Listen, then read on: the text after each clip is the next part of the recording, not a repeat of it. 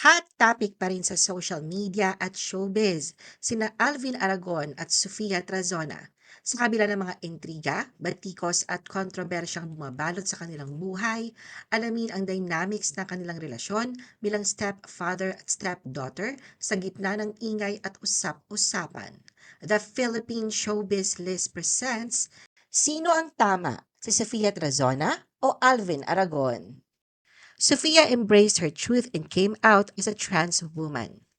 Noong 2002, isinilang ni former sex bomb member na si Izzy Tazona ang kanyang panganay na si Andre Tazona, na ngayon ay kilala sa kanyang drag alter ego na si Sophia. Ang biological father ni Sophia ay si Michael Arapeles, founder ng dance group The Philippine Island Assassins, habang si former starstruck Avenger Alvin Aragon naman ang kanyang naging stepfather. Naging usap-usapan si Sofia matapos siyang mag-out at ibunyag ang kanyang passion sa drag. Habang malawak ang suporta na tanggap niya mula sa LGBTQ community at sa kanyang mga followers, umani naman ng atensyon online ang pag-aalala at reaksyon ng kanyang inang si Izzy. Samantala, nagsalita rin si Sofia at inaming kahit sinubukan niyang protektahan ang kanyang ina mula sa mga bashers, kinailangan pa rin niyang maging tapat tungkol sa kakulangan ng suporta ni Izzy sa kanyang identity. Alvin expressed disagreement over Sophia's transition as a trans woman. Ikinasal sina Alvin at Izzy noong February 2012. Present noon ang batang si Sophia na matagal nang kakilala si Alvin at dati pa niya itong tinatawag na kuya bago pa man maging magkasintahan ng ina niya at si Alvin. Kalaunan ay itinuring na rin niya itong ama.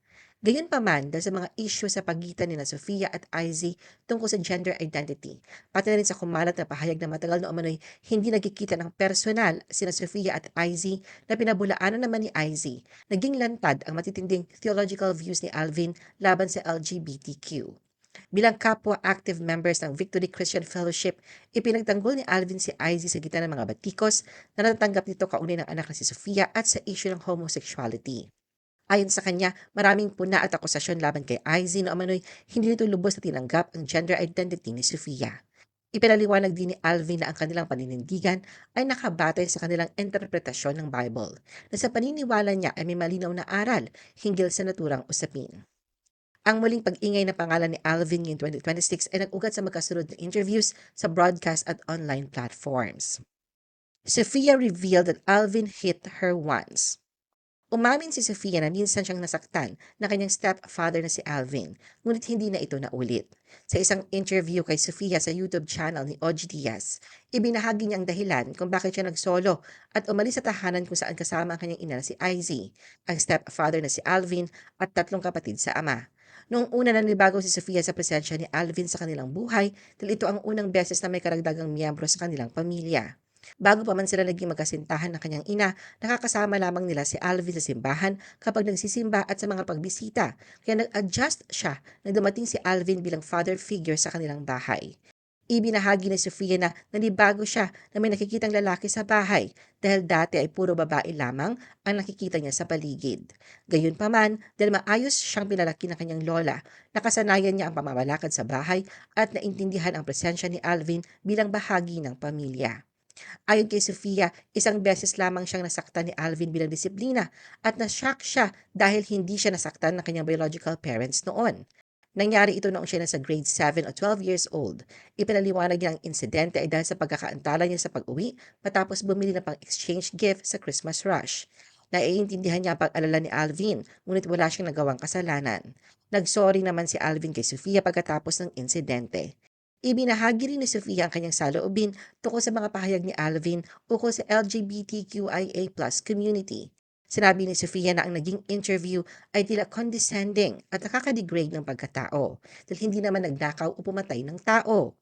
Idinagdag ni Sofia na maayos silang nagtatrabaho, hindi nila tinatapakan ng ibang tao, masaya sila sa kanilang ginagawa at may personal silang relasyon sa Diyos na hindi dapat questionin ng iba. Alvin admitted he had hurt Sofia. Sa pinakabagong interview, hindi tinanggi ni Alvin na minsang nasaktan niya ang kanyang stepdaughter na si Sofia. Ayon sa kanya, ginawa niya ito sa tigas ng ulo ng bata at naniniwala siyang bahagi ito ng disiplina. Idinagdag niya na malaki ang naging epekto ng kapaligiran na kinalakihan ni Sofia sa kanyang kasalukuyang gender identity at sexual orientation. Ipinaliwanag ni Alvin na lumaki si Sofia sa kanyang lola at tiyahin, kaya naipakita rito ang kanilang mas malambot na galaw. Sinabi niyang noong kabataan ni Sofia, wala si Izzy at Michael sa araw-araw na pag-aalaga, kaya siya ang pumuno bilang father figure. At itinuring niyang mahalaga ang pagwasto sa mga mali ng bata bilang bahagi ng pagmamahal. Bagamat hindi tunay na anak, minahal at itinuring naman daw ni Alvin si Sofia bilang sarili niyang kadugo. Sinabi pa ni Alvin na nang umalis si Sofia sa kanilang tahanan at bumalik matapos ang 2 taon, nagbago ang kilos at pagkatao nito at ipinapahayag niya na ang pagpapalaki kay Sofia sa probinsya ni Michael ay dahilan ng naging feminineness o pagiging bakla ni Sofia. Ipinunto rin niya ang aligasyon na tuwang-tuwa si Michael sa kasalukuyang pagkatao ni Sofia na sa kanyang paniniwala ay labag sa turo ng Diyos. Diretsahan din kinwestiyon ni Alvin ang pagpapalaki at pagtanggap sa mga anak ng ilang celebrity parents na miyembro ng LGBTQ community na sa kanyang pananaw ay taliwas sa utos ng Diyos. Naniniwala siya na ang pagiging miyembro ng LGBTQ ay may katapat na kaparusahan sa impyerno. Sofia aimed to put an end to the public feud with Alvin. Ipinahayag ni Sofia ang kanyang saloobin kaugnay ng nagpapatuloy na kontrobersya kasama kanyang estranged stepfather na si Alvin. Sa Facebook, ibinahagi ni Sofia ang isang mensahe na direkta naka-address kay Alvin kung saan inihayag niya kanyang pagod at ang epekto ng sitwasyon sa kanya. Anya, to Mr. Aragon, I'm addressing this specifically to you dahil to be honest, I'm tired. I'm hurting. Pagod na rin ako mag-defend at proteksyonan yung nanay ko sa lahat ng mga interviews, sa lahat ng mga nangyari rito sa social media. Napapagod na rin ako.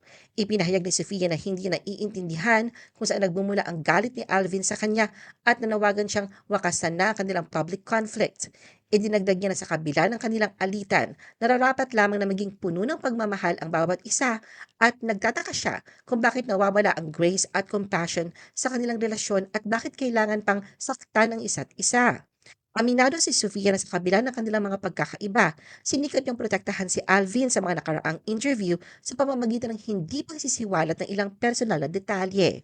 Gayunpaman, inangkin niya na minsang sinakal siya ni Alvin sa isang insidente na akala niya noon ay normal na anyo ng disiplina.